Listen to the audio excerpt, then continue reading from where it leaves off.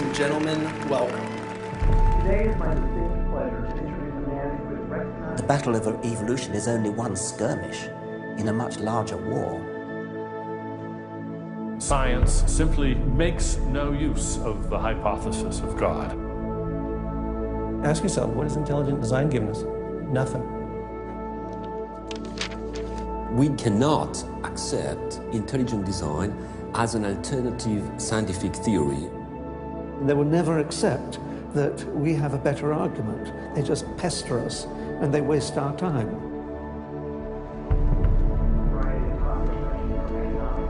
Civil rights, to how to ruin your life in 10 easy steps. Today, Ben is speaking on the topic that has become increasingly important to him over recent years. While Ben has always been an ardent supporter of science, lately he has noticed an alarming trend in the scientific establishment that could have dire consequences for every American. Without further ado, please join me in giving a warm welcome for Mr. Ben Stein. Thank you. Thank you very much. Thank you very, very much. Thank you. Thank you very much, everybody.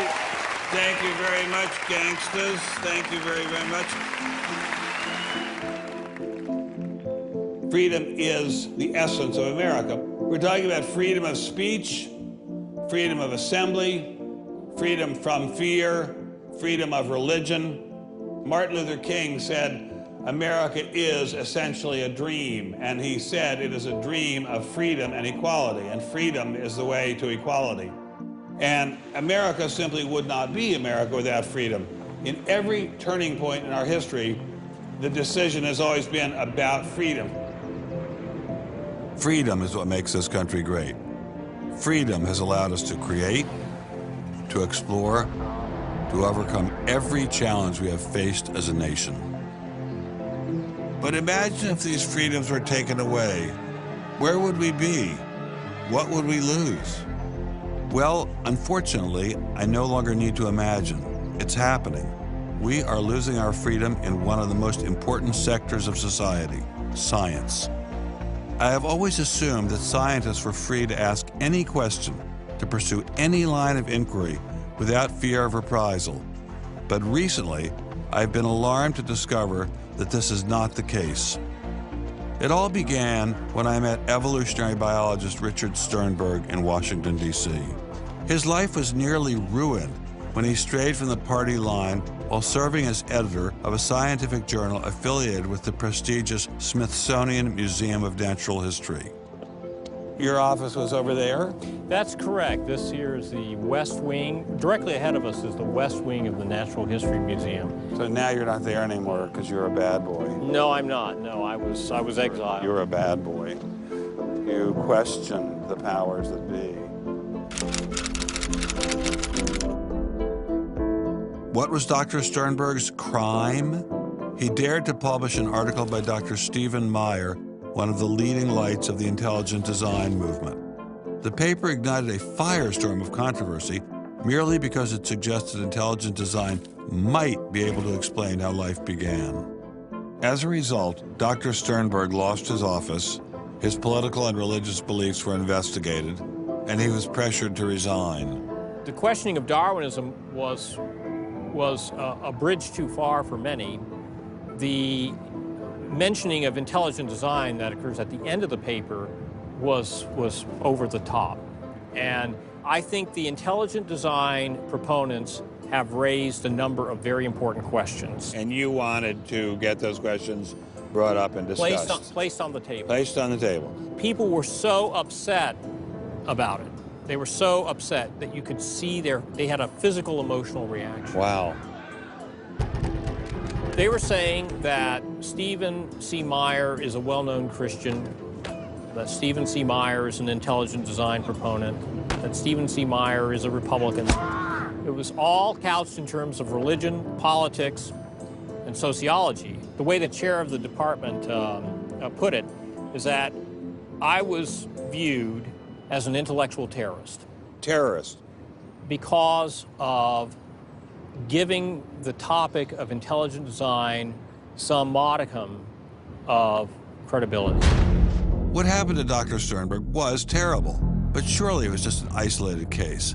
I was still pretty skeptical, so naturally I checked in with the head of the Skeptics Society, Michael Shermer. So I can't prove there is no God, or Yahweh in your case, any more than I can prove there is no Isis, Zeus, Apollo, Brahma, Ganesha, Mithras, Allah, or for that matter, the flying spaghetti monster. And think about just one thing. Why would the aliens look like this? Well, these are bipedal. Who drew that? Skepticism, it's not a position you take. It's just an approach to claims. This one is called the borderlands of science, where sense meets nonsense. Is intelligent design nonsense? Well, it's unproven. So in that sense, it's nonsense. So I would put it in the sort of shaded areas between good, solid science and total nonsense. You know, it's sort of 3/4 of the way toward the nonsense side. But you think, nevertheless, people should be allowed to speak about it and publish papers about it? They are free to write and publish and be heard in public forums and go to conferences just like everybody else does. Well, what if a person published something, say at the Smithsonian, in favor of intelligent design and then lost his job over it? And it had been peer-reviewed, and published, and then he lost his job over it anyway. What would happen? What do you think about that situation? I think that particular situation, there was something else going on. What was going on? I don't know. I mean, I don't know, because I don't know, but I think there had to be something. People don't get fired over something like that. You roll up your sleeves, you get to work, you do the research, you get your grants, you get your data, you publish, and you work your butt off, and that's how you get your theories taught. Well, but wait a minute. What if you try and roll up your sleeves and go to work and work your butt off, and they say, well, we're going to fire you if you even mention the word intelligent design? I don't think that's happening. Where is that happening? George Mason University.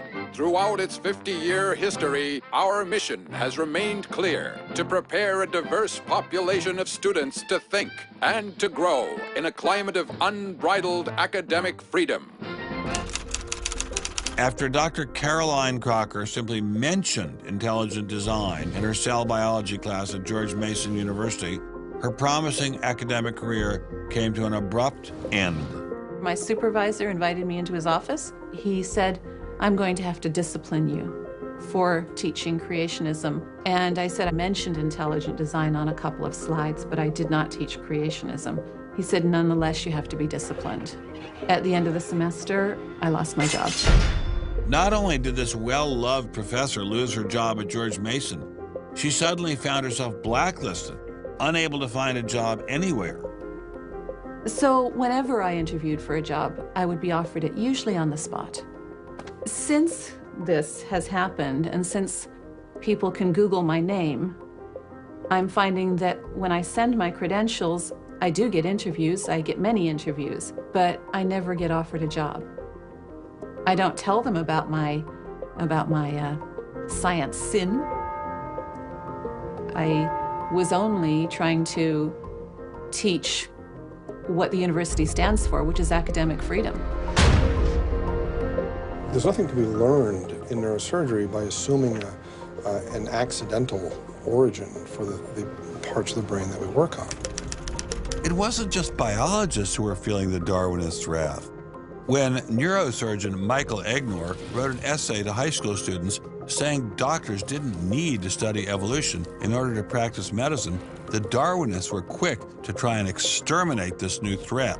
A lot of people on a lot of blogs called me unprintable names that were printed.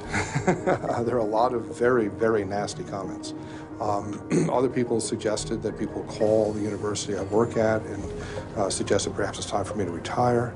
I realized when I kind of went public with my doubts about the adequacy of Darwin's theory that I would encounter criticism. What has amazed me is the viciousness and the sort of baseness of it. I'm an old guy. I have tenure. I'm academically safe. But the young people and what is happening to them in America right now because of this scientism gulag is really terrible. Apparently, Professor Marks was not as safe as he thought.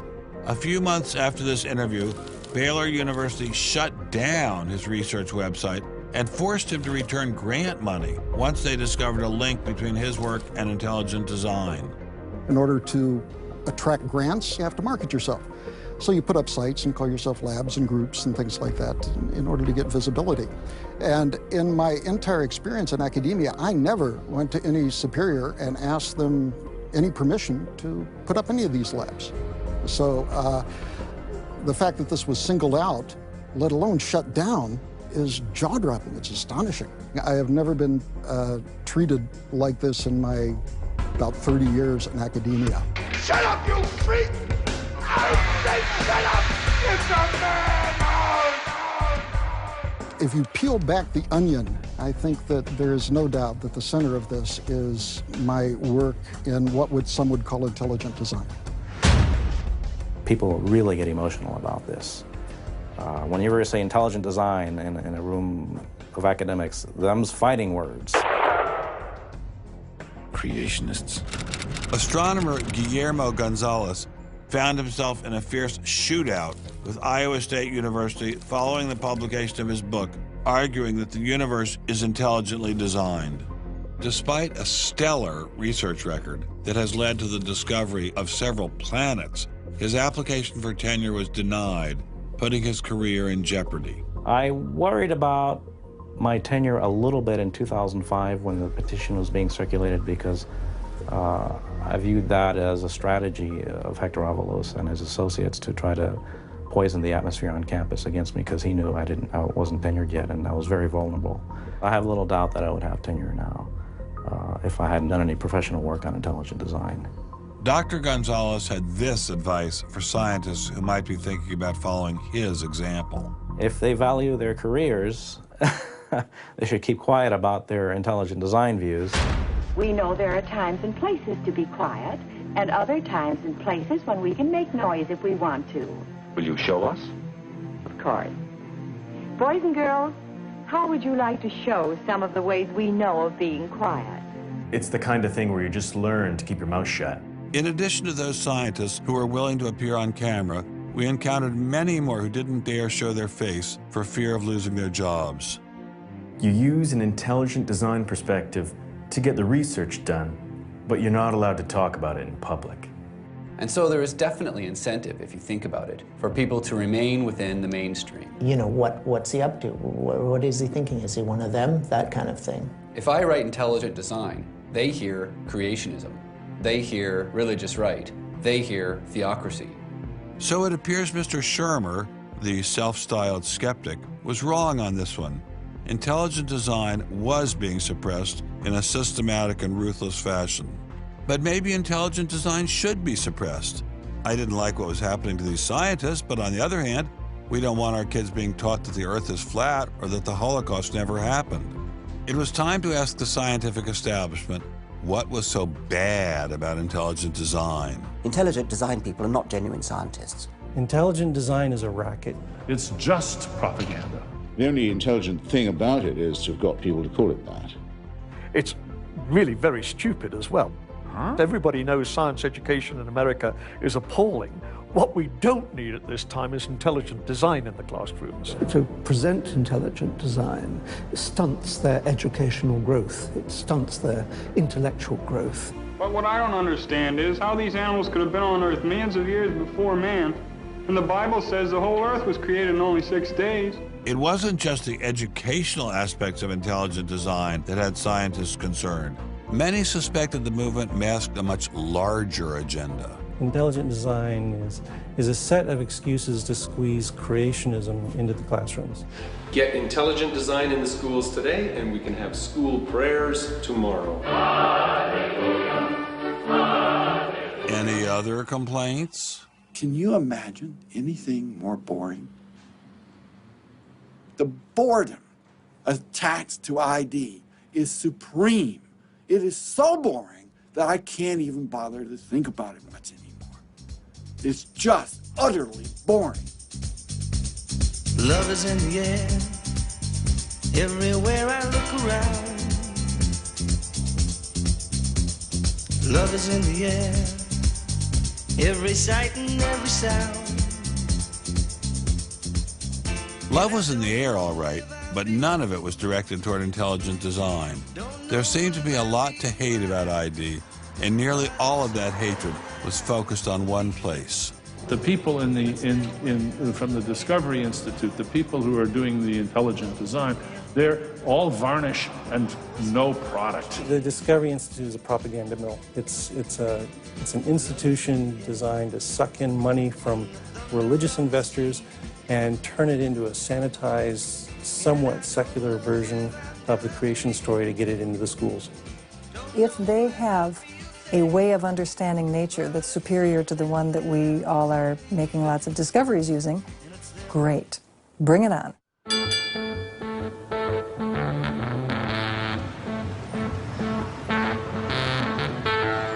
We are really, really lost.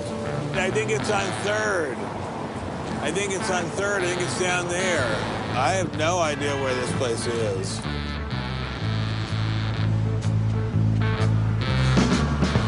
I guess I just keep walking. Do you have any idea where the Discovery Institute is? Have you ever heard of that? Never heard of it. Okay, thank you. How are you, sir? Good, yourself? Good. Do you have any idea where the Discovery Institute is? Discovery Institute, not a clue. Discovery Institute. Thank you. It's very kind to get off. Welcome to Seattle. Thank you, sir. It's got to be this whole building. Yes, where is the Discovery Institute, please, sir? Discovery Institute on the 8th floor, suite 808. Okay, very good. Aha! Success at last. Aha! We found you. Are you Bruce Chapman? I am. How are you? I'm Ben Stein. Well, very kind of you to have me here. Well, I'm delighted to meet you. Can I look around and see your office? Absolutely. Do you just have this floor, or do you have several other floors as well? No, this is it. This is it? You've made an awful lot of trouble for being in such a small office. I thought it was going to be like the Pentagon. We're like the little boy that said the emperor has no clothes. And he didn't have a big organization either. When you go around and raise funds, your people are not saying to you, by the way, we're going to get all these scientists out of the classroom and put Christ back in the classroom.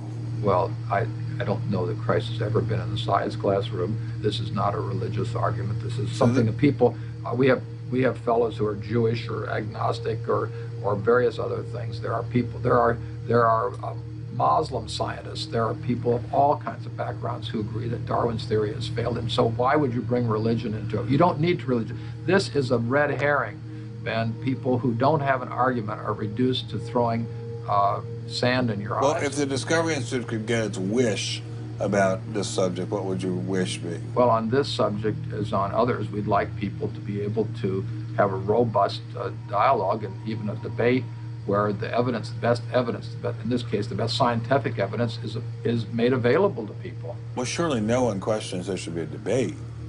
Oh, yes, they do. They do? They say the debate has been settled. Well, that the issue's when settled. was the debate settled? Ben, I'd like you to talk to the scientists. You don't want to get your science from me. Mr. Chapman claimed ID had nothing to do with religion. So why was my first stop Biola University, formerly known as the Bible Institute of Los Angeles?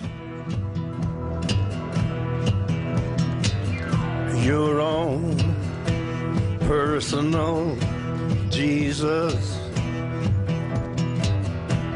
Someone to hear your prayers, someone who cares. Footnote in the history of science, Your own Stonehenge was caused by intelligence. personal Jesus. Are remarkably stable in terms of all the knowledge. Someone to hear your prayers, someone who's there.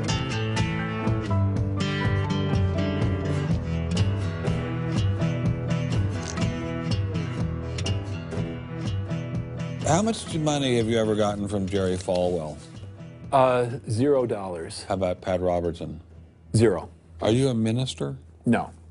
Are you a priest? No. Pastor? No. Youth pastor? Oh, I did teach Sunday school once. Has this all been resolved? I mean, aren't we all Darwinists now? Except for a few cranks like you? Well, it's a funny thing that questions that aren't properly answered don't go away. This question is loaded with all kinds of political baggage, but one-on-one at a scientific meeting after the third or fourth beer, My experience has been that many evolutionary biologists will say, yeah, this theory's got a lot of problems. So you're meaning to tell me that there really is a debate among scientists about whether or not evolution occurred? Well, evolution is a kind of funny word. It depends on how one defines it. If it means simply change over time, even the most rock-ribbed fundamentalist knows that the history of the Earth has changed, that there's been change over time. If you define evolution precisely, though, to mean the common descent of all life on Earth from a single ancestor via undirected mutation and natural selection, that's textbook definition of neo-Darwinism, biologists of the first rank have real questions. But the modern theory of intelligent design is just microwaved creationism. I don't think that's the case. Creationism, properly understood, begins with the Bible and says, how can I fit the Bible into the data of science? Intelligent design doesn't do that.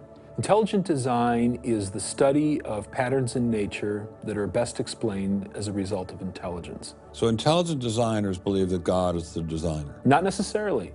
Intelligent design is a minimal commitment scientifically to the possibility of detecting intelligent causation. Dr. Nelson didn't sound like a crazy person, but I still suspected ID was nothing but reheated creationism. My next stop didn't seem like it was going to alleviate those fears. I didn't crawl out of the ocean, I didn't come from no monkey. Science tends to forget evolution's just a theory. They present it in the textbooks and on animal TV.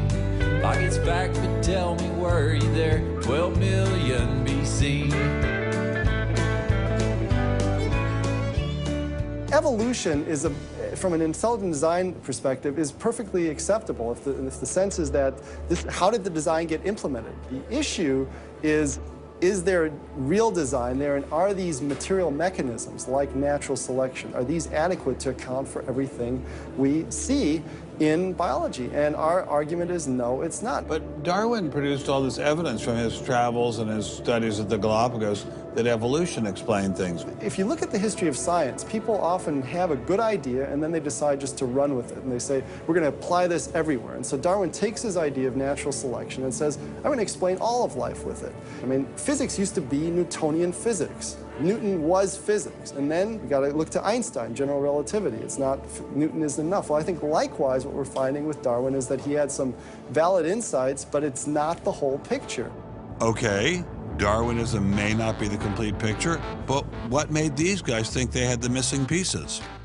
I put this question to Dr. Stephen Meyer, author of the paper that originally got Dr. Sternberg in so much trouble. It's hard to believe that this little town is the headquarters of giant Microsoft, which enabled Mr. Gates to become fantastically rich. Maybe that's what Steve Meyer's doing.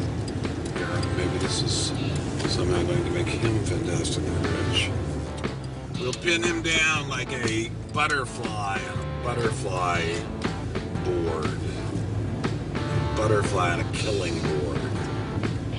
Coffee shop straight ahead. Newton is buried in the geniuses corner at Westminster Abbey, right? That's correct, yeah. Darwin is also buried in Westminster Abbey. Right, and so is Darwin. Right near each other, right? And you're here in Redmond in a little building without a sign. Right? And you're obviously an incredibly smart guy, but how dare you challenge someone who's buried in the geniuses corner next to Newton at Westminster Abbey? Well, it may seem a little cheeky, but it's what scientists are supposed to do. When I was in Cambridge, one of my supervisors often advised us to beware the sound of one hand clapping, which was a way of saying if there's an argument on one side, there's bound to be an argument on the other. And what I found in studying the structure of the argument in The Origin of Species is that for every evidence-based argument for one of Darwin's two key propositions, there is an evidence-based counter-argument. Well, but is it a debate? I mean, there's just you and a couple of other guys in a dinky little office downtown, say on one side, and there's the faculties of all the great universities of the world on the other side. Speaking with a great uniform and authoritative voice. Right. Yeah. Well, in any case, the debate really isn't going to be settled by numbers. It's going to be settled by the evidence and the arguments. While I was still in Bill Gates country, Dr. Meyer recommended I check in with molecular biologist Jonathan Wells. What kind of names do they call you? Creationist. What do you say back to them when they say you're a creationist? Well, I usually don't get the opportunity. What's at stake for you personally here? First of all, I love science. I think the way Darwinism corrupts the evidence, distorts the evidence, is bad for science. Well, the other scientists would tell you to just shut up if you love science, okay? Because you're sort of being a bomb thrower into science. I am upsetting the apple cart, and I think it deserves to be upset in this case. Why? Because the evidence is being distorted to prop up a theory that I think doesn't fit it. Was Darwinism really that bad? Perhaps a change of scenery would give me a fresh perspective. Quand je t'ai vu au coin de la rue, tout est vide, j'ai cru que tous les deux, sur le ciel bleu, nous serions très heureux.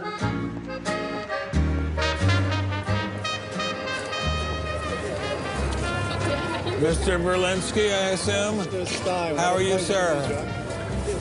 So where are you from originally? I was born in New York. Yes. Spent 31 years in Manhattan. Yes. And I spent a lot of time in California, too. And tell me all the various universities where you studied or taught.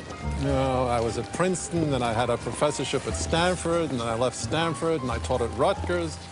I left Rutgers, and I taught at the City College in New York. I left the City College of New York. I taught at the Baruch College. I taught at San Jose. What did you teach at Baruch College? Anything they wanted. Come on in. Thank you, monsieur. What an old building, wow. It's the oldest in Paris. You're kidding. Merci, monsieur. Ah, je vous en prie, monsieur. Merci. Wow, this is fabulous. Let's put it this way. Before you can ask, is Darwinian theory correct or not, you have to ask the preliminary question, is it clear enough so that it could be correct? That's a very different question. One of my prevailing doctrines about Darwinian theory is, man, that thing is just a mess. It's like looking into a room full of smoke. Nothing in the theory is precisely, clearly, carefully defined or delineated.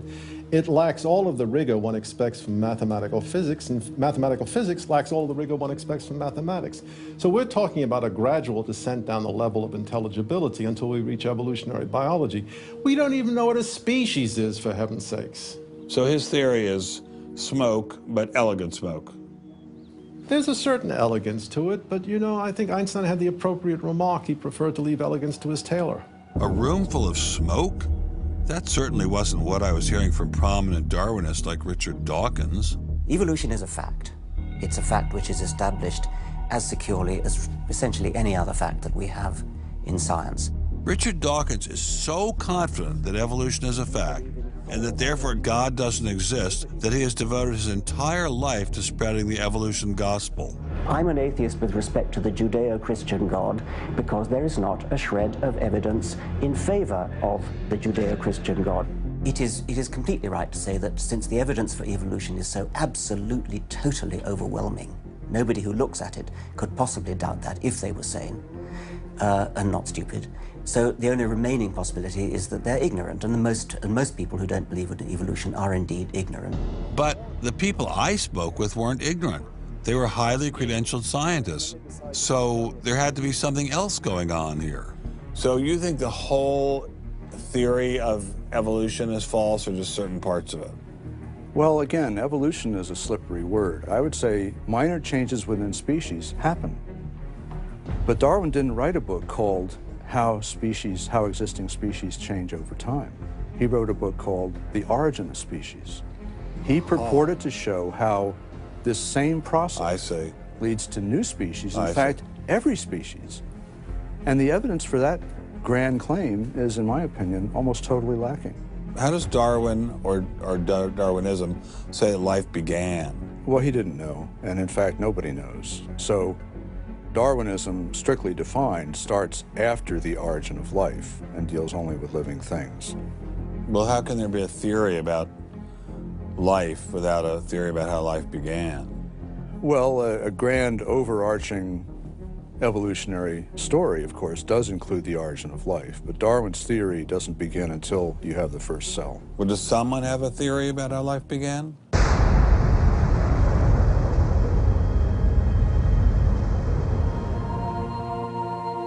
This is the story of a small planet in space called Earth. For a typical Darwinian explanation of how life originated, Dr. Wells directed me toward this documentary. The chemical elements essential for life, hydrogen, oxygen, carbon, and nitrogen, were now in place. What was needed was a way of combining them. Perhaps the energy came from lightning. Whatever it was. Excuse me? Whatever it was, energy managed to arrange these chemical ingredients in just the right way. Whatever it was? I was hoping for something a little more scientific. The most popular idea has been that life emerged spontaneously from primordial soup. In 1953, Stanley Miller mixed water, methane, ammonia, and hydrogen to simulate the early Earth's atmosphere. Then he ran electricity through it in an attempt to jumpstart life. It's alive! It's alive!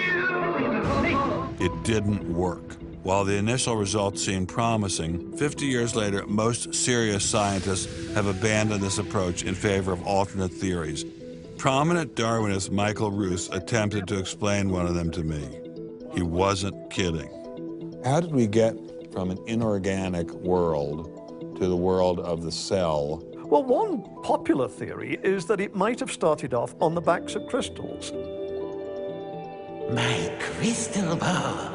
Molecules piggybacked on the back of crystals forming, and that this led to more and more complex. But of course, the nice thing about crystals is every now and then you get mistakes, mutations, and that this opens the way for natural selection. But at one point there was not a living thing, yeah. And then there was a living thing. How did that happen? Well, that's just I've just told you. And I don't see any reason why you shouldn't go from very simple to more and more complex to more and more complex.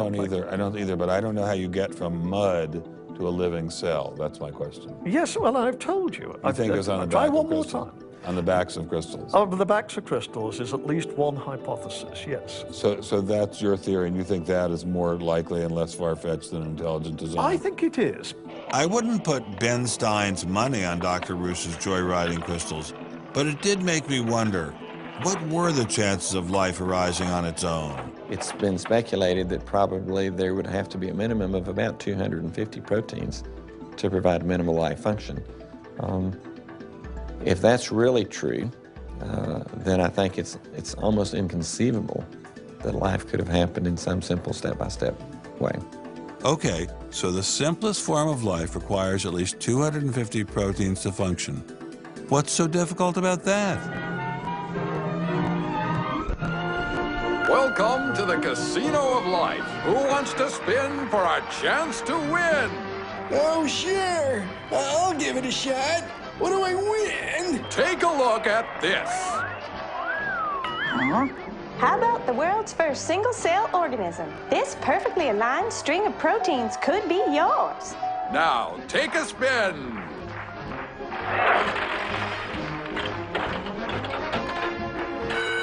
I won. Tina, tell him how many times he needs to do that to win the prize. 250. That's right, folks, and all in the correct order. But that's impossible. We've heard that before, haven't we, Richard? Come on, Mother Nature, do your thing.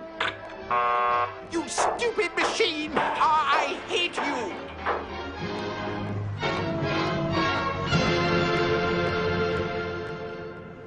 We're talking about something that's staggeringly improbable, roughly 1 in a trillion.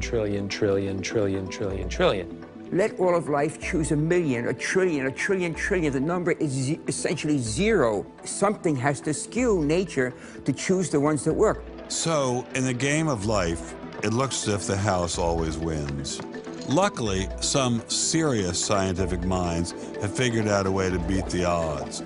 Directed panspermia. When faced with the overwhelming problem of the origin of life, Nobel Prize winner Francis Crick proposed this theory, that life was seeded on Earth, which basically means aliens did it. Crystals? Aliens? I thought we were talking about science. not science fiction. We don't know what caused life to arise. Did it arise by a purely undirected process, or did it arise by some kind of intelligent guidance or design? And the rules of science are being applied to actually foreclose one of the two possible answers to that very fundamental and basic and important question. So the rules of science say we will consider any possibility except one that is guided. Exactly. No matter how life began, on the backs of crystals or in the test tube of some intelligent designer, everyone agrees it started with a single cell. But what is a cell? Let me ask you a question. Yeah. Darwin wrote The Origin of Species in 1859, published it in 1859. He had an idea of the cell as being quite simple, correct? Yeah, everybody did. Okay. If he thought of the cell as being a Buick, what is the cell now in terms of its complexity by comparison? A galaxy. If Darwin thought a cell was, say, a mud hut, what do we now know that a cell is? More complicated than a Saturn V. So what is in a cell as far as we know now? A world that Darwin never could have imagined. I needed someone who could give me a glimpse into this world. So we went to molecular biologist Doug Axe. Think of a cell as being a nanofactory, a factory where, on a very small scale, digital instructions are being used to make the components of the factory. Here we have the famous DNA double helix. You can see the two helical strands that are intertwined and wind around each other on the outside of the molecule. This is the material that stores all of our genetic information. In higher life forms, this will be the equivalent of something like a gigabyte of information stored in the molecules that form the individual chromosomes, all packed within the nucleus, which is a tiny fraction of the entire cell size. So what does DNA do? Well, the information in DNA ends up providing the information for sequencing the amino acids to make protein. We have information in a one-dimensional form that provides the information for a three-dimensional form.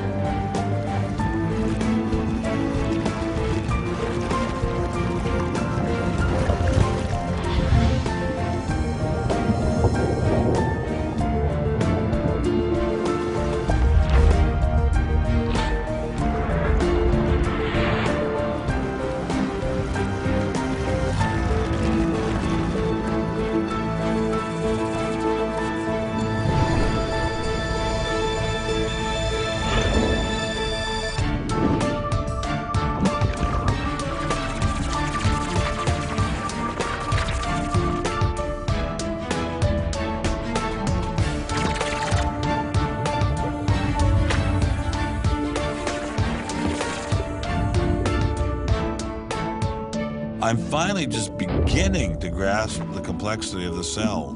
Are there systems within the cell that go well beyond Darwinian evolution? Some type of cellular technology that drives adaptation, replication, quality control, and repair? What if these new mechanisms have massive design implications? Well, I say, so be it. The cell really is like nothing we've ever seen in the physical world. That's got to be firmly grasped. That's not something we can just say, oh, well, it's just a little bit more of the same old, same old. It's not the same old, same old. We are finding is that there's information that's in the cell that cannot be accounted for in terms of these undirected material causes. So it has to be, and so there's some other, so there has to be an information source. So one of the key questions faced by modern biology is, where do you get information from? Well, Darwin assumed that the increase in information comes from natural selection.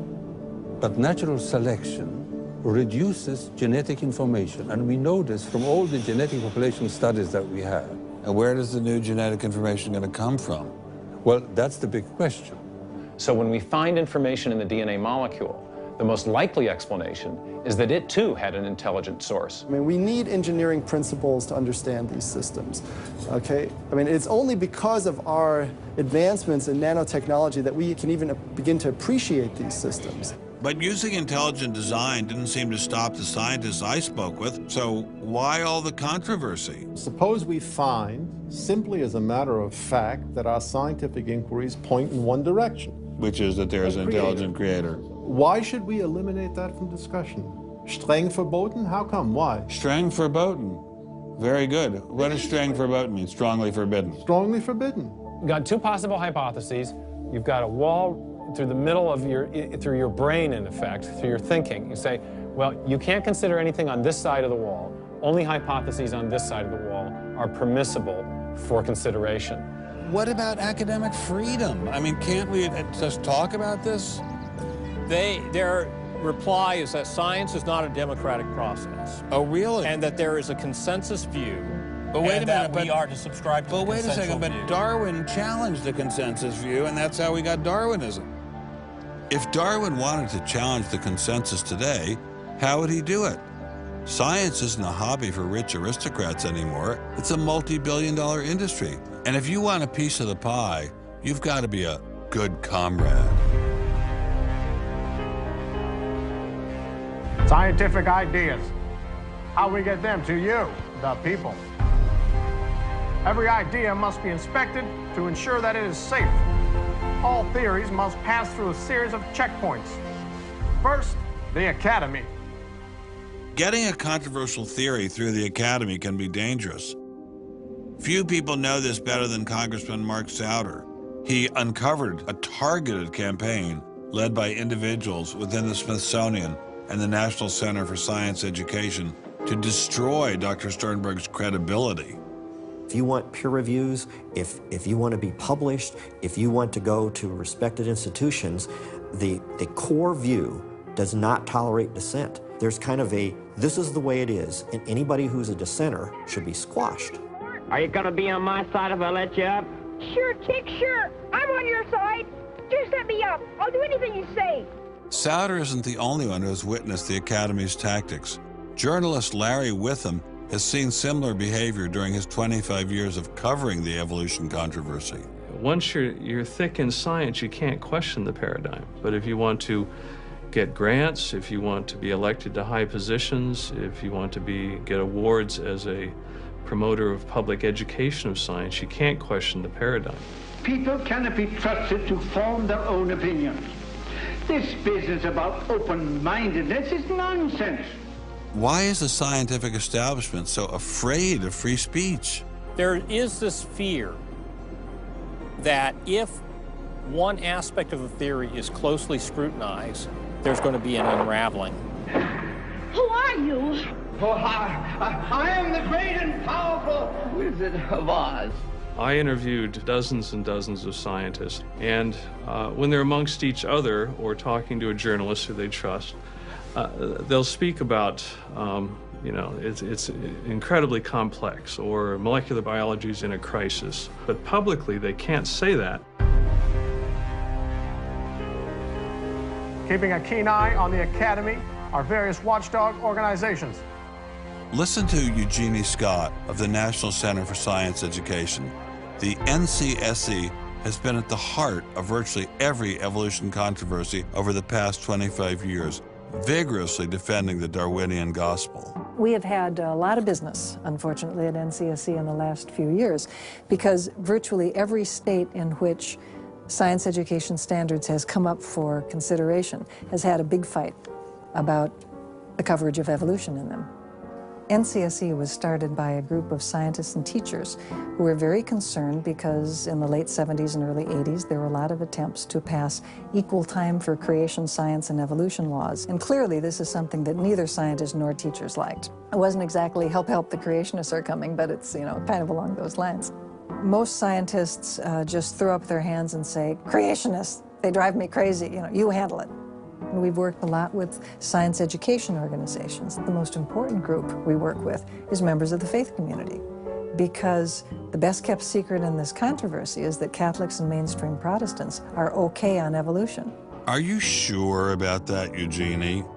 Liberal Christians have been fighting with conservative Christians for so long that they'll side with anybody against the fundamentalists. And Eugenie Scott says, well, welcome over. There's a kind of science defense lobby, or an evolution defense lobby in particular. They are mostly atheists, but they are desperately wanting to be friendly to mainstream, sensible religious people. And the way you do that is to tell them that there's no incompatibility between science and religion. But is there really an incompatibility? Can't we believe in God and Darwin? Implicit in most evolutionary theory is that either there's no God or God can't have any role in it. So naturally, as many evolutionists will say, it's the strongest engine for atheism. If they called me as a witness, and a lawyer said, Dr. Dawkins, has your belief in evolution, has your study of evolution turned you towards atheism? I would have to say yes. And that's the worst possible thing I could say for winning that court case. So people like me are bad news for the science lobby, the evolution lobby. By the way, I'm being a hell of a lot more frank and honest in this interview than many people in this field would be. Working hard to keep ideas in check are our friends in the media. Morning, paper. Paper, mister? The tendency of the media is to side with the establishment because they inherently agree with the establishment. Eugenie Scott, my understanding is that there is not a single peer-reviewed article out there that supports intelligent design. Am I wrong? You are not wrong. You are correct. I believe that we get coverage, but we always get coverage like we're the outsider, not like it's an even debate. But instead of merely reporting news, he analyzes it, often expressing his personal opinions. We constantly deal with reporters who refuse even to report the correct definition of intelligent design. They, over and over again, talk about life is so complex, God must have done it. Just admit it, it's religion. Very simple. You just can't, it's religion. It's a wanton distortion of our position. Study desk. I've got a hot story here. You can look at Associated Press stories, and the same sentence will appear in those stories for 10 years. Intelligent design says that life is too complex. It's called a boilerplate. And the reporter never reports anymore or gets any new ways to say it, so the public understanding never advances. But what happens if a reporter decides to take a more balanced approach to intelligent design? There might be remarkable pressure on that reporter not to side against the evolutionists. I thought I told you to kill that story. Few reporters have learned this better than author and journalist Pamela Winnick. When she refused to take sides in an article she wrote about intelligent design, the Darwinists found a new favorite target. Number one, I wasn't Christian, I was Jewish. Number two, I wasn't religious. Number three, I was not taking a position in favor of creationism. I was writing about intelligent design, and it didn't matter. After I wrote that one piece, everything I wrote on the subject was scrutinized. There were hate letters coming into the newspaper. If you give any credence to it whatsoever, which means just writing about it, you are just finished as a journalist. Other journalists we spoke with told similar stories, but didn't dare appear on camera. And now, the presses are ready to roll. When all other checkpoints fail, there is always the courts.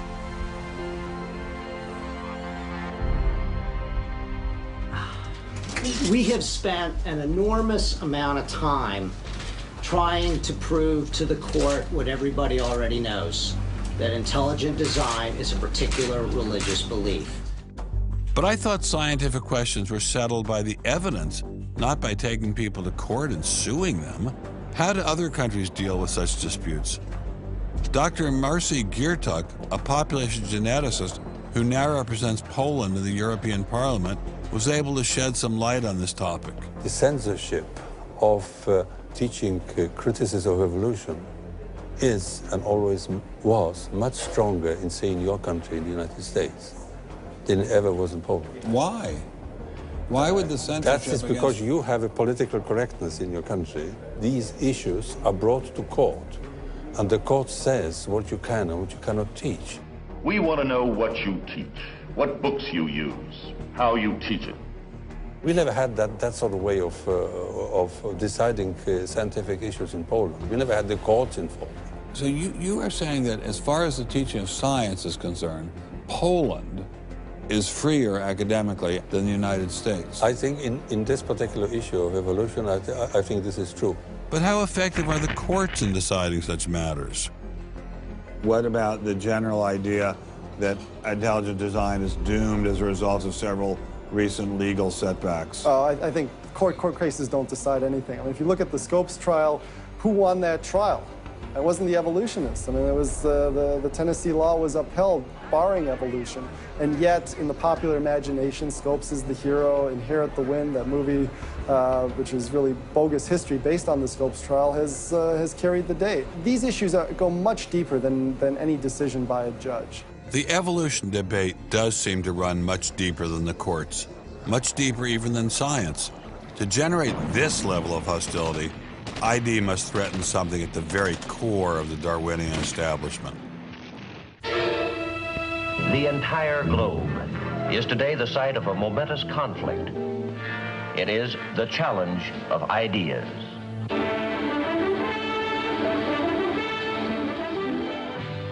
I am Edward R. Murrow.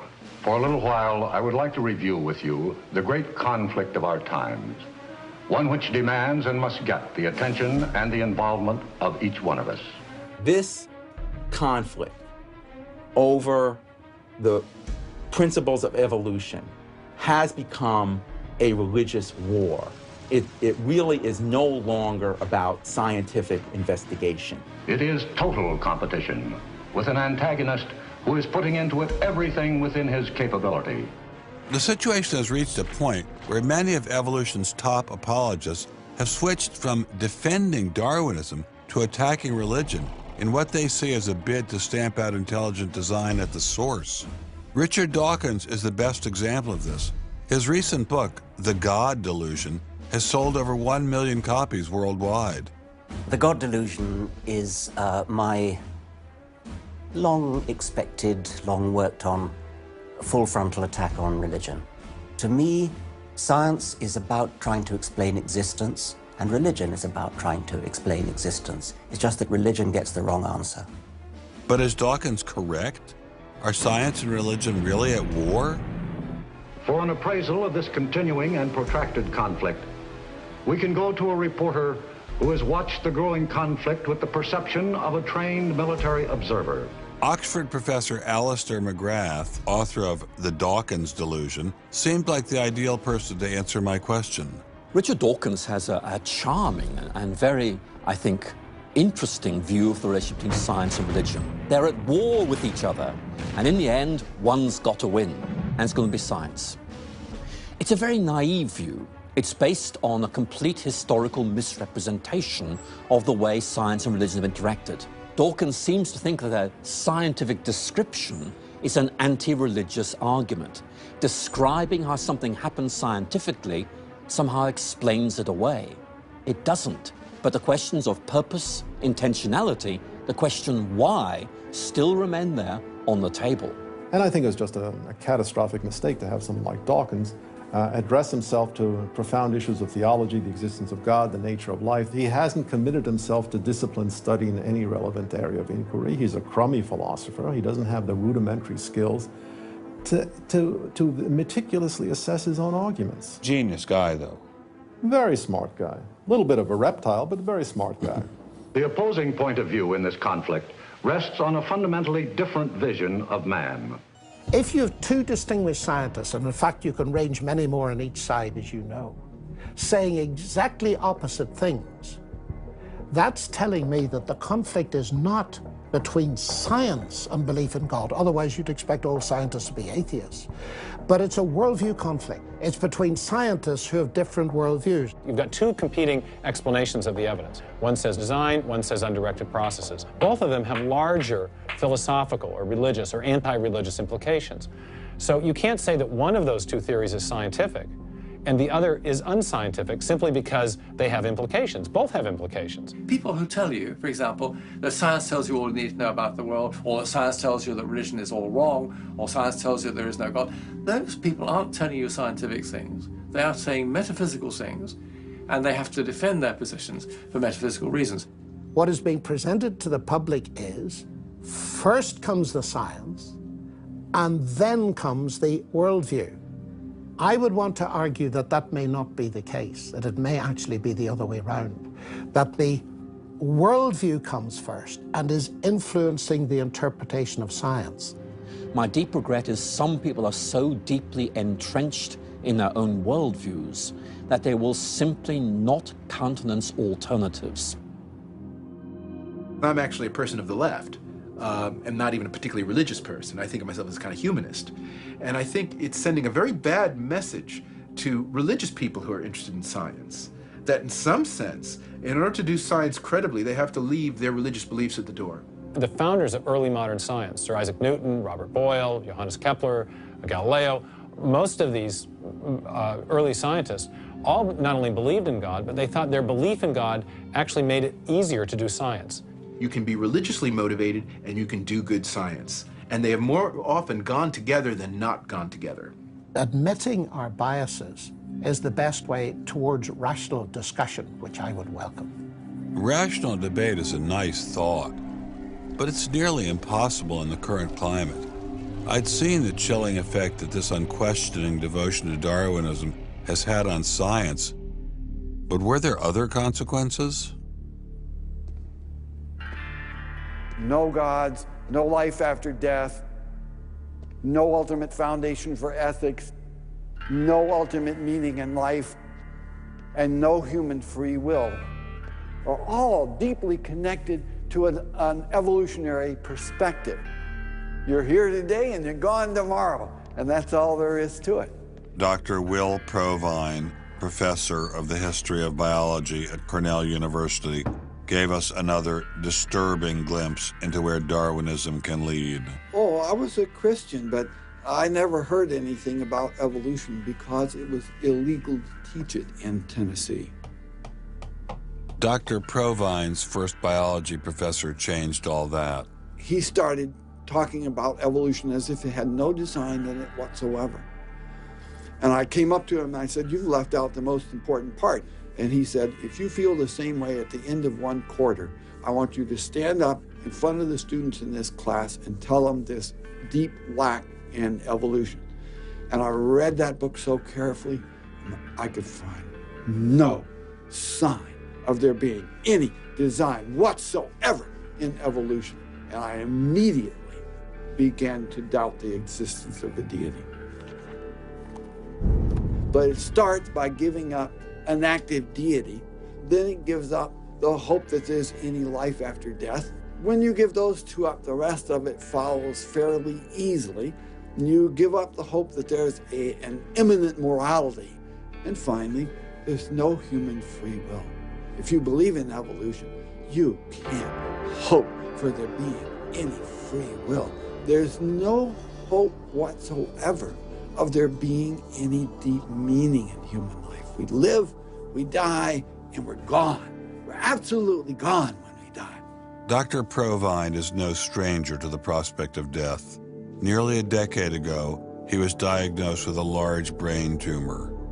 Let's suppose my tumor comes back, as it almost certainly will.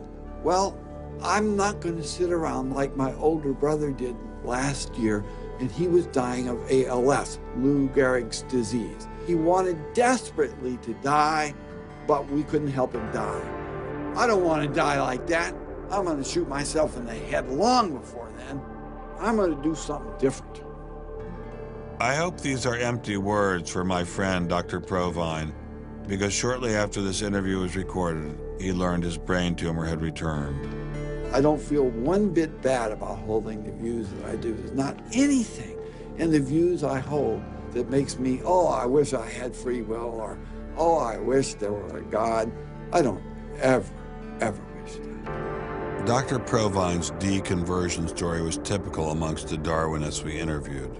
Biologist P.Z. Myers, who runs the pro-Darwin anti-religion blog Pharyngula, says science eroded his faith as well. I never hated religion. I found religion quite comfortable, and I liked the people in it. What led to the atheism was learning more about science, learning more about the natural world, and seeing these horrible conflicts with religion. And it was then, when I discovered evolution, when I discovered Darwinism, that I realized there's this magnificently elegant, stunningly elegant explanation, which I didn't quite understand to begin with. When I did understand it, then that finally killed off my remaining religious faith. After hearing these stories, I was not surprised to discover that most evolutionary biologists share Professor Dawkins' views. It appears Darwinism does lead to atheism, despite what Eugenie Scott would have us believe. And if you separate out the ethical message from religion, what have you got left? You got a bunch of fairy tales, right? I think that God is about as unlikely as fairies, angels, hobgoblins, etc. Religion, I mean, it's just fantasy, basically. It's completely empty of any explanatory content. And it's evil as well. Half the people in this country think that drugs is what you have to regulate to make us safer, and half the people think guns, that's what you got to regulate to make us safer. But I always think if you're going to regulate one thing that has the most potential to cause death and destruction, religion. You got to start with religion, and Religion is an idea that gives some people comfort, and we don't want to take it away from them. It's like knitting. People like to knit. You know, we're not going to take their knitting needles away. We're not going to take away their churches. But what we have to do is get it to a place where religion is treated at the level it should be treated. That is something fun that people get together and do on the weekend and really doesn't affect their life as much as it has been so far. So, what would the world look like if Dr. Myers got his wish? Greater science literacy, which is going to lead to the erosion of religion. And then we'll get this nice positive feedback mechanism going, where as religion slowly fades away, we get more and more science to replace it. And that will displace more and more religion, which will allow more and more science in. And we'll eventually get to that point where religion has taken that appropriate place as a side dish rather than the main course. But will eradicating religion really lead to a modern utopia? Let me try to imagine that. And let's let history be our guide.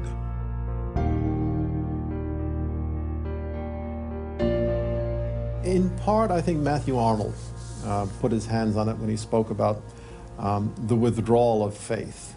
There is a connection between a society that has at least a minimal commitment to certain kinds of transcendental values and what human beings permit themselves to do one to the other.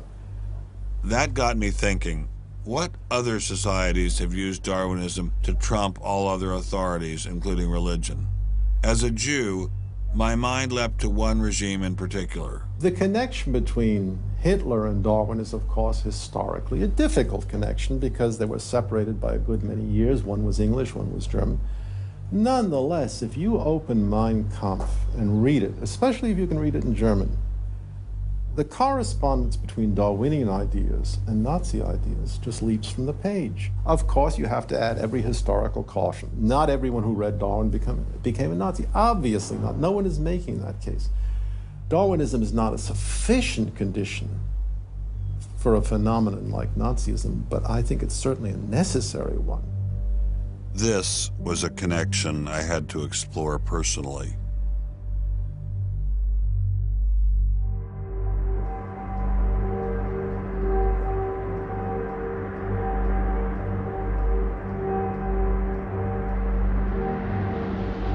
American officers arrive at a Nazi institution seized by First Army troops. Under the guise of an insane asylum, this has been the headquarters for the systematic murder.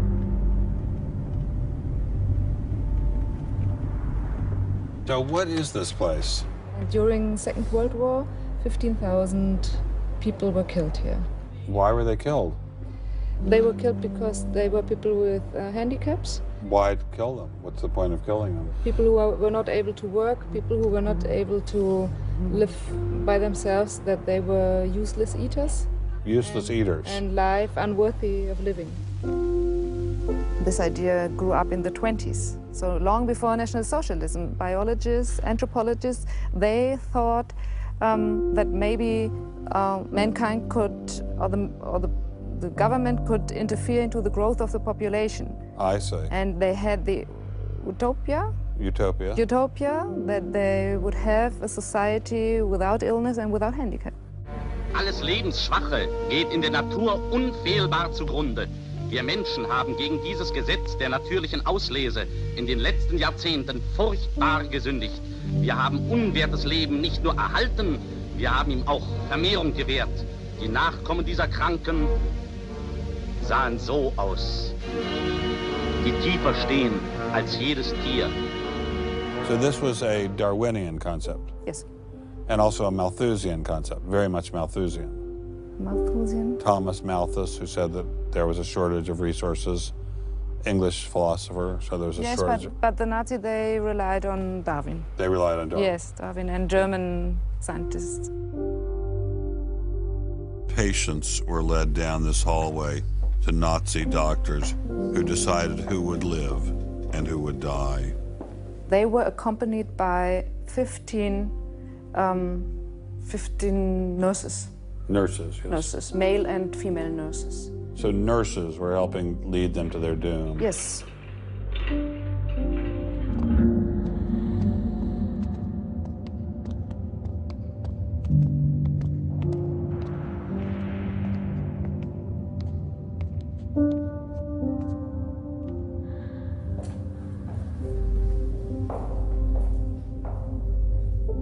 So were the prisoners told they were taking a shower? Yes, they were taking a shower, and here was 1 or 2 showers.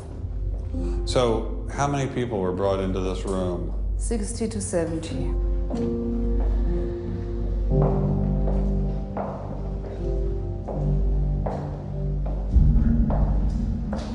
So what is this? This is the dissection table. Do you ever think to yourself, the sane ones were the ones lying here having their brains removed?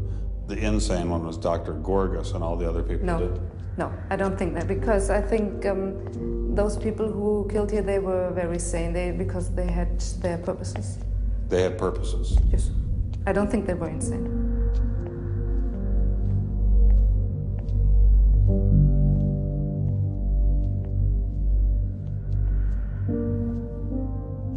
They had 2 crematory ovens. I see. And they killed about 70 people. A day? So a day, so they had... That's barely enough time. And they only killed from Monday to Friday. So... Because the people who were doing the killing needed to have the weekend off. If you met Dr. Gorgas today, what would you say to him? I don't know. I don't think that it's my role to tell him something. It's difficult to describe how it felt to walk through such a haunting place, to know that these cold stone and tile walls were the last things the victims of Hadamar ever saw. I wanted to explore this connection further, so I met with the author of From Darwin to Hitler, Dr. Richard Weikart. Hitler and many of the physicians that carried out this program were very fanatical Darwinists. And particularly, they wanted to apply Darwinism to society. Was wir uns unter der deutschen Jugend der Zukunft wünschen, ist etwas anderes, als was die Vergangenheit sich gewünscht hat. Wir müssen einen neuen Menschen, auf das unser Volk nicht an den typischen Degenerationserscheinungen dieser neuen Zeit zugrunde geht. Many of these people in the 19-teens, 1920s, who were putting forward some of these ideas about racism were considered the leading scientists. These were Darwinists who were taken seriously by fellow academics. It's not to say that all academics believed it. These leading academics, were there any of them who were Americans? There were plenty of Americans who were saying similar kinds of things. Not only were Americans saying such things, they were pioneers in this fledgling science known as eugenics. They thought they could help evolution along by sterilizing the so-called feeble-minded and prohibiting them from getting married. Physicians who are aware of the history of 20th century American medicine harbor some bad feelings towards Darwinists because of eugenics. And the eugenics, which was an attempt to breed human beings, it was the darkest chapter of American medicine ever. There were 50,000 people involuntarily sterilized because they were deemed unfit to breed, basically. Eugenics isn't just history. The spirit of the movement lives on today. Margaret Sanger was the head of Planned Parenthood. She was very fanatical in her promotion of eugenics. In fact, Planned Parenthood was all about birth control for the impoverished and lower classes to try to help improve the species.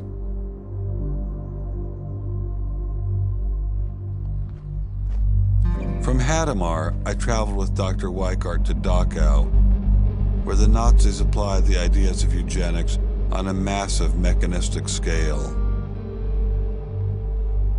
When it was a fully functioning concentration camp, and what was the purpose of it? I mean, part of it was to repress political enemies. What was the rest of the purpose? Well, beyond the repression of the political enemies, which was its purpose at the very beginning, then later on it transformed into repressing racial enemies. And sometimes those categories overlapped because sometimes they thought that these people were political enemies because they were inferior biologically. The war itself was part of the Darwinian struggle for existence for Hitler. And he saw the extermination of the Jews as one of those fronts to this warfare going on as this Darwinian struggle for existence. Would you say that Hitler was insane? No, I wouldn't say he was insane. I think he had imbibed some very, very wrong ideas. And in fact, I think he took the logic of them in certain ways that brought him to take very radical solutions for them. Would you say he was evil? Oh, I'd definitely say he was evil. Is there such a thing as evil? Oh, I think there is. And is there such a thing as good? Oh, definitely. And evil can sometimes be rationalized as science. Oh, sure. And evil can sometimes be rational. When it's rationalized as science, and I think when it's rationalized in this particular way in particular, I think Hitler thought he was doing good. He thought he was doing good? Oh, I think so. He thought he was benefiting. He thought he was benefiting humanity by driving evolution forward and creating a better humanity.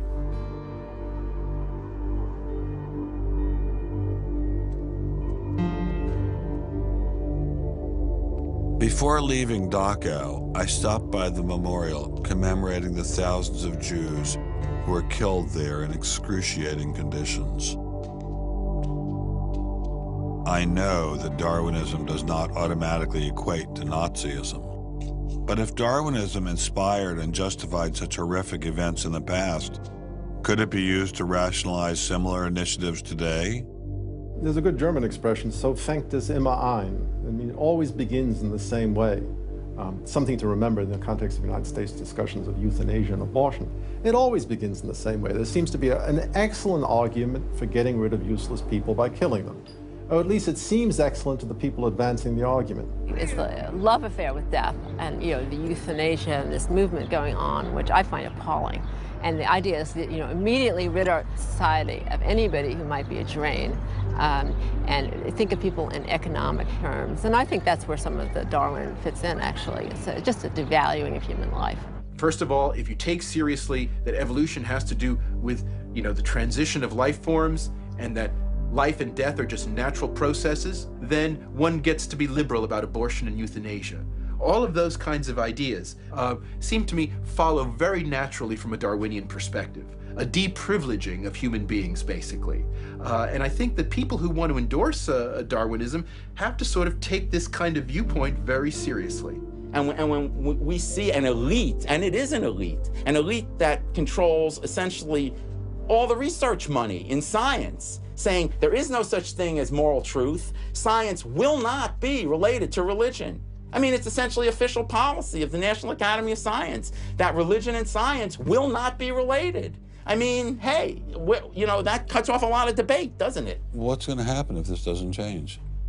Well, I think we're watching it happen, aren't we? I needed time to think, So I traveled to the birthplace of this idea.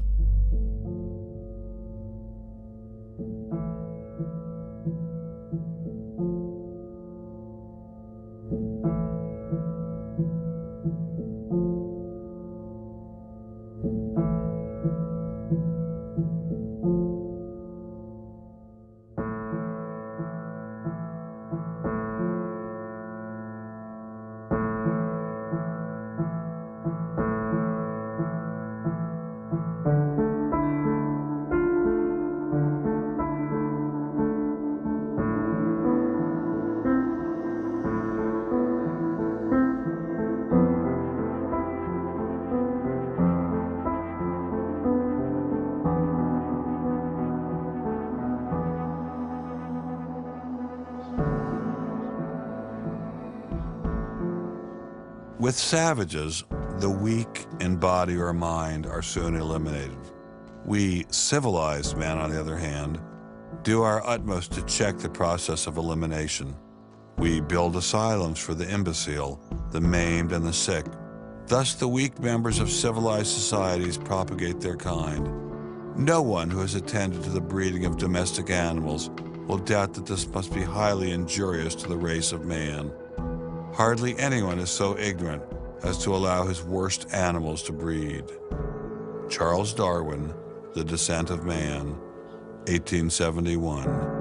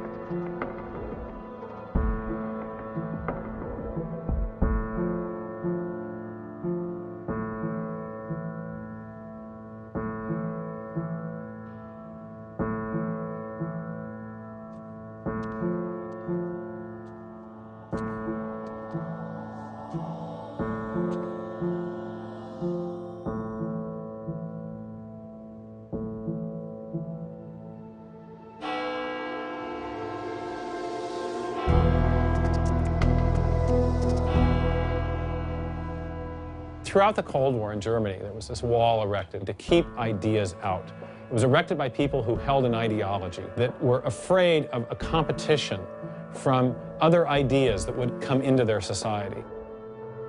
And what we're seeing happening in science today is very much like that. But I think that's just a strategy for protecting a failing ideology from competition. America didn't become the great nation that it is by suppressing ideas. It progressed by allowing freedom of speech and freedom of inquiry. Thomas Jefferson got it right when he wrote, "We hold these truths to be self-evident, that all men are created equal, that they are endowed by their Creator with certain unalienable rights, that among these are life, liberty, and the pursuit of happiness." Hundreds of thousands of Americans have given their lives to protect these values, but now they're under threat once again. It wasn't just scientists who were being expelled. It was freedom itself, the very foundation of the American dream, the very foundation of America. If we allowed freedom to be expelled in science, where would it end? The Darwinian establishment is so massive and so entrenched, it appears impenetrable. I couldn't bring it down myself, but I could at least confront those who had expelled the scientists I'd met. What would you say if you had Eugenie Scott sitting next to you? What would you say to her? I would ask her, by what authority does she and those like her presume to declare what is and is not science. You know, he's sort of made himself martyr of the day. They've gotten a lot of mileage out of, you know, poor Rick Sternberg. And we got lip service from the leadership of the Smithsonian, but I didn't feel they ever followed through.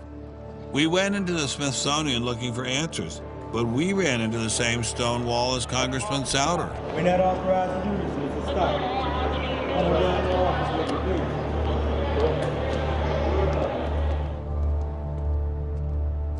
He said, nonetheless, you have to be disciplined, and I lost my job.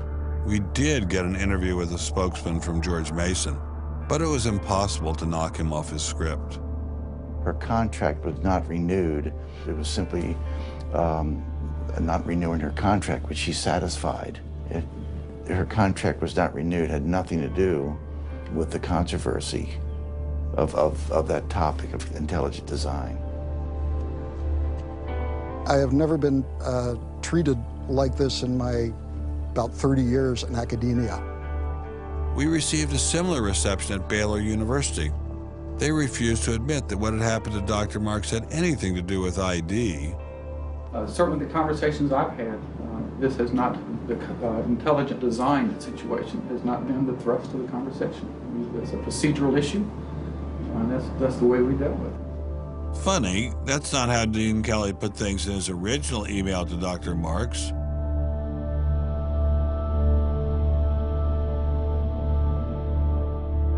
I'm not mixing my religion with my science. The questions that I ask in my intelligent design research are perfectly legitimate scientific questions. At least the top guns at Iowa State were willing to own up to their actions. What we wanted to stop is the use of the name of ISU to validate intelligent design elsewhere, and we did succeed. I really think a lot of Guillermo. He's a great guy. So, I mean, that's why I'm kind of disappointed, all right, that he should have just left this alone. That's, in my opinion, should have just left it alone. Dr. Hauptmann elaborated further on his great regard for Gonzalez. This is quoting an email from you to Mr. Avalos. You say, sometimes it is just best to ignore idiots, in reference to Guillermo. And then the religious nutcases should be challenged at every opportunity. Yeah, because, for example, you... in that case, I'm thinking more of, say, the creationist crowd who claims that God put all the animals on an ark and that's it, all right? That's where all of our animals came from today. That's crazy, okay? You shouldn't be insulting even children with that kind of thing. So these are the idiots, all right? They've always been around. They've always been around. Going after the perpetrators in each of these cases wasn't getting me anywhere. So I reconnected with Dr. Berlinski and Dr. Schroeder to see if they had any advice.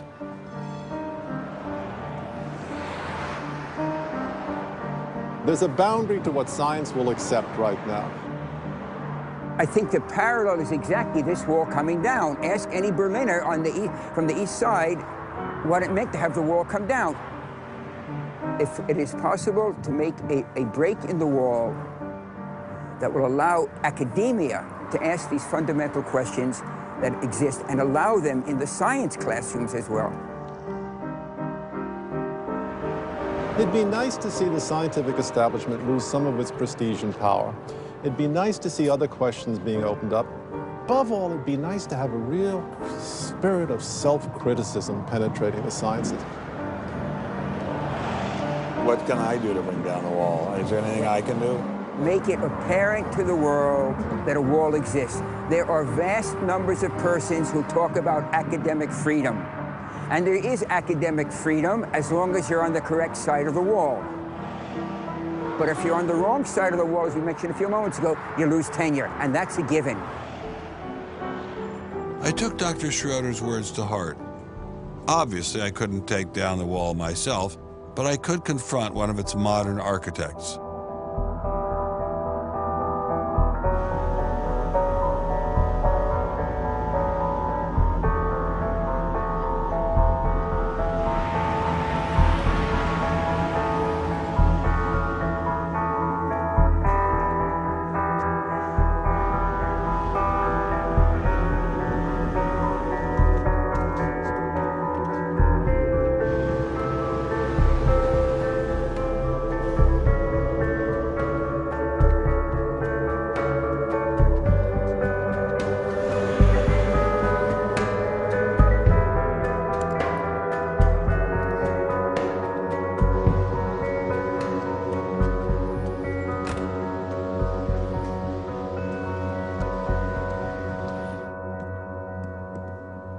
Hello, Professor Dawkins. How are you?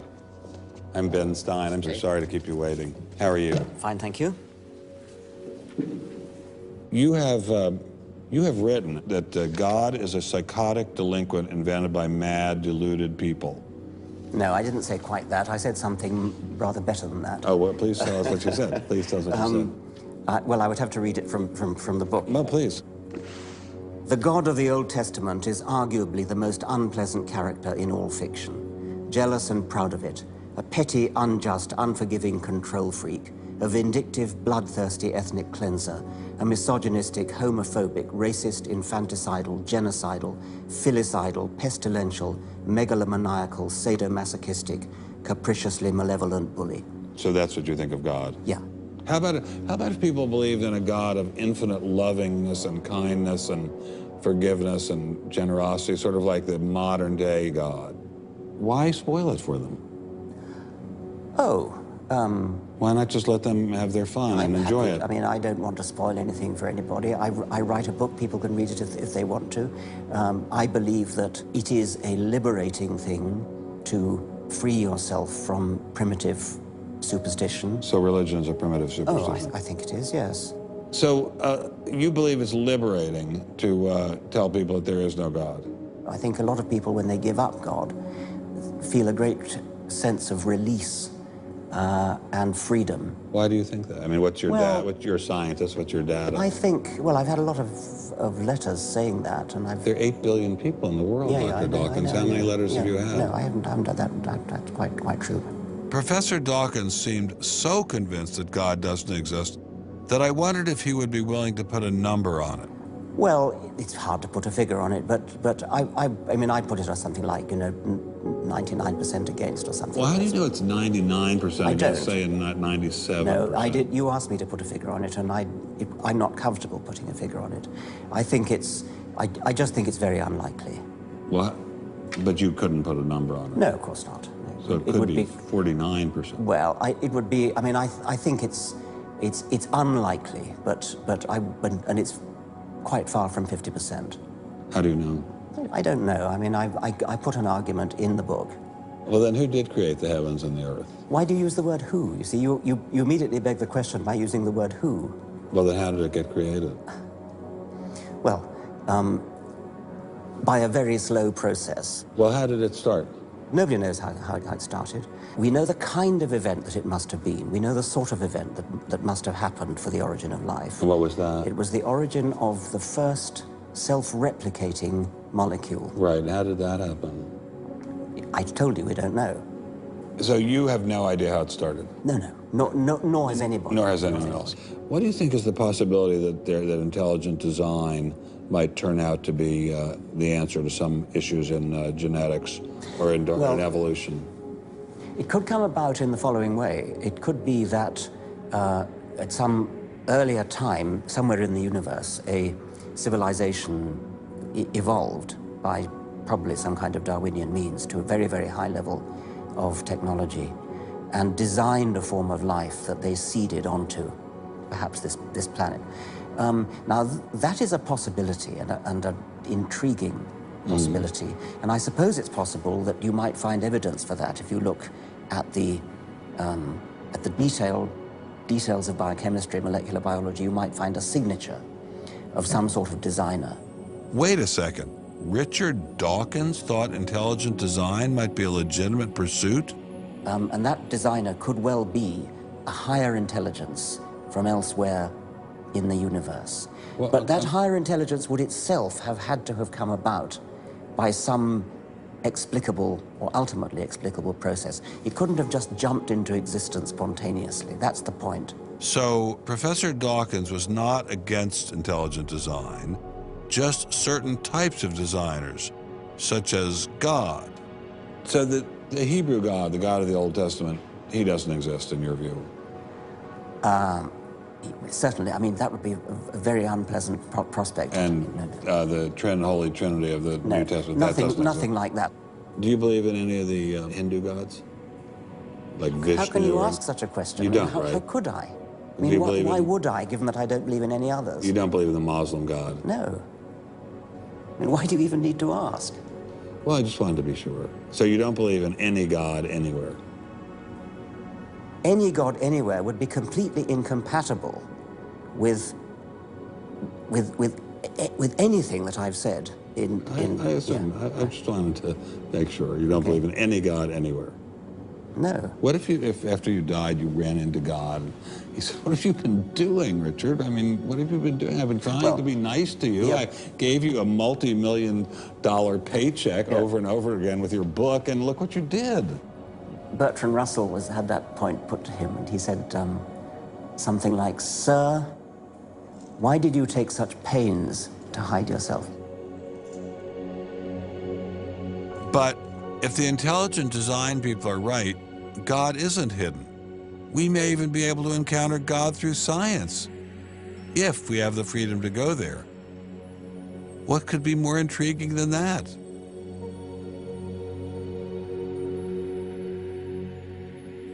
We take freedom for granted here in the United States. Freedom is what this country is all about. And a huge part of freedom is freedom of inquiry. But now, I'm sorry to say, freedom of inquiry in science is being suppressed.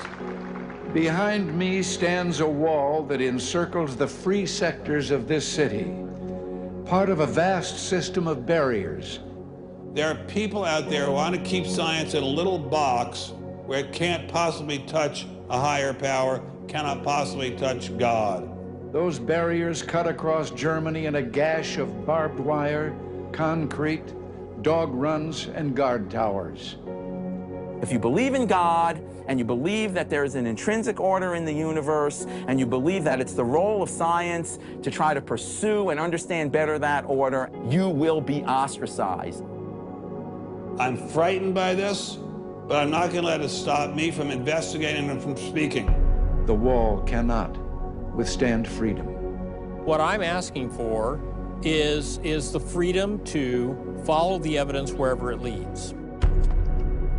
My hope is that there'll be enough independent thinking scientists who don't like to be told what to think.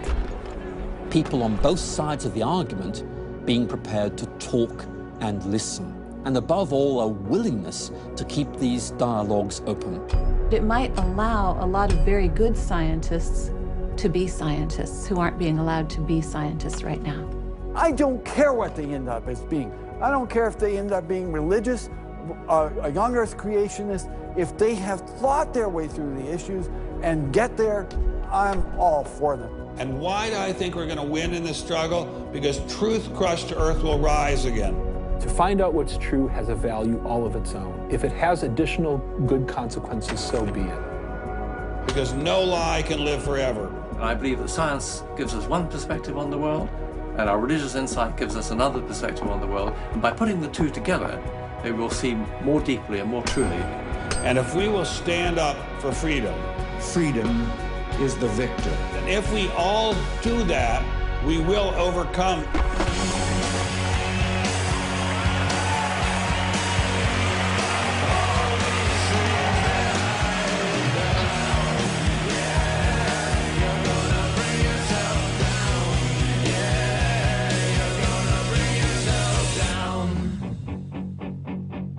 I've taken a first step by speaking out on this issue. But if the wall is to come down, we all have to do our part. Some of you will pay a heavy price for speaking out. You may even lose your job. I guarantee you'll get hate email. But if you don't get involved, will anyone be left to carry on this struggle? Anyone? Anyone?